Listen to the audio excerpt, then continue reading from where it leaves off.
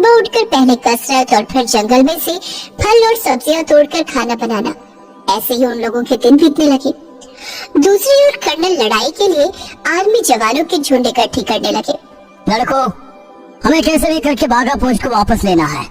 क्या तुम लोग मेरा साथ दोगे? Yes sir. कुछ ही दिनों के अंदर कर्नल ने बाघा पोस्ट पर बैठे हुए दुश्मनों के ऊपर हमला कर दिया, लेकिन पता नहीं कैसे दुश्मनों को पहले से ही इस अटैक के बारे में पता था। वो लोग तैयार होकर ही बैठे हुए थे।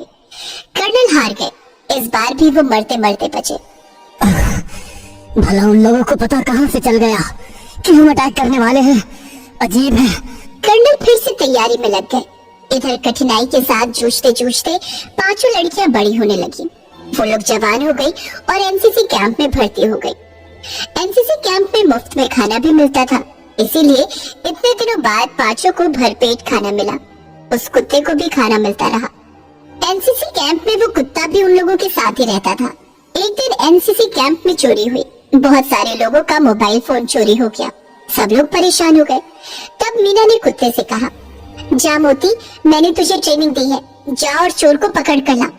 मोती सूंघते सूंघते एक लेक के किनारे पहुंच गया।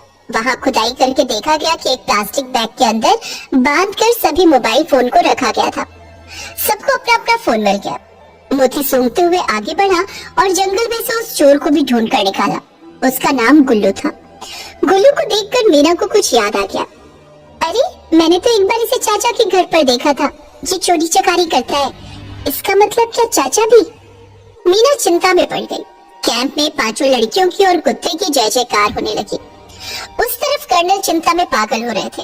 इतने दिनों में उन्होंने कुल मिलाकर 9 ऑपरेशन किए थे, लेकिन हर एक बार दुश्मन को पहले से अटैक के बारे में पता था। ये कैसे हो सकता है? भला हर बार सटीक इंफॉर्मेशन उन तक पहुंच कैसे रही है? दूसरी ओर लखा का जमीन जायदाद दिन ब दिन बढ़ता गया। उसने बड़ा घर बना लिया, बड़ी गाड़ी खरीद ली। गांव वाले उसकी पीठ पीछे और ज्यादा बातें करने लगे। पक्का कुछ घपला करता है ये, नहीं तो इतना पैसा तो डाकुओं के पास भी नहीं है। उधर गुल्लू को छोटा मोटा चोर समझकर 2-3 थप्पड़ मारकर छोड़ दिया गया।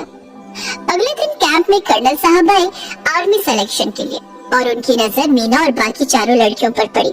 लड़की होकर आर्मी ज्वाइन करना चाहती हो? डर नहीं लगता? नहीं साहब, हम लोगों का एक मिशन है। अच्छा, कैसा मिशन?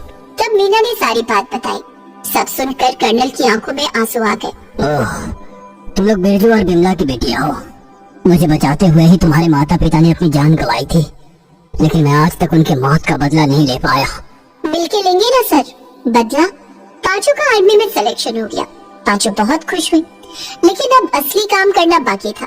पांचों को स्पेशल टीम में लिया गया। एक रात को स्पेशल टीम की मीटिंग हो रही थी।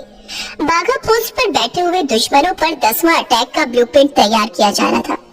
तभी मीना ने देखा कि गुल्लू खिड़की के बाहर बैठे हुए दूर से सब कुछ सुन रहा है। मीना ने कर्नल को ये बात बताई। तो चलो उसे पकड़ते हैं। नहीं सर, ये छोटा आदमी है, ये इतना बड़ा काम खुद से नहीं कर सकता। जरूर इसके पीछे किसी का हाथ होगा। हम गुल्लू का पीछा करते हैं। मीना और कर्नल ने चुपके से गुल्लू का पीछा किया और गुल्लू जिसके पास गया वो देखकर मीना खड़ी की खड़ी रह गई। चाचा? इसका मतलब चाचा ने हर बार दुश्मनों को खबर दी। लखा ने गुल्लू से कहा, तू बस ऐसे ही इंफॉर्मेशन ला गुल्लू, तुझे मैं मालामाल कर दूंगा। दुश्मनों से बहुत पैसा मिलता है मुझे। तभी कर्नल ने लखा पर बंदूक तान दी और मीना ने गुल्लू पर। अरे अरे अरे अरे, ये क्या? बचाओ! दोनों को अरेस्ट किया गया और आजीवन कारावास की सजा दी गई। इस बार दुश्मनों को खबर नहीं मिली। उनके ऊपर अचानक से हमला किया गया। मीना ने इस ऑपरेशन को लीड किया। दुश्मन पूरे तरीके से हिल गए। इस बार भी कर्नल को पीछे से एक दुश्मन मारने के लिए आया और अचानक से वहां मोती आ गया और उसने दुश्मन की छाती पर छलांग लगाई और उसे नोच नोच कर मार डाला। कर्नल बच गए। कर्नल, मीना और बाकी चारों ने मिलकर बाघा पोस्ट वापस ले लिया। माँ, पापा, आज हमारा सपना पूरा हुआ। आज हम लोगों ने आप दोनों की मौत का बदला लिया है।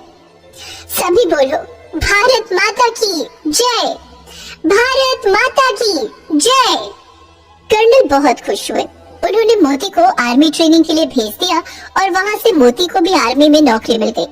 पांचों को बड़ा ऑफिसर बना दिया गया, रहने के लिए घर दिया गया और इसके बाद से पांचों खुशी खुशी देश की सेवा करने लगी। दोस्तों, आप लोगों को प्रजातंत्र दिवस की बहुत बहुत शुभकामनाएं। वंदे मातरम। भारत माता की जय। गरीब अनाथ बच्चियों पर ठंड का कहर। ठंड इतनी है कि पूरा शरीर थर थर कांप रहा है। ऊपर से हर वक्त ठंडी ठंडी हवा भी चल रही है। कोई अपने घर से निकल ही नहीं रहा है। सभी अपने अपने कमरे में कंबल ओढ़कर बैठे हुए हैं, लेकिन पूजा और उसकी बाकी बहनें इतनी भी खुश नसीब नहीं है। उन लोगों के पास एक कंबल तो छोड़ो, एक घर तक नहीं है।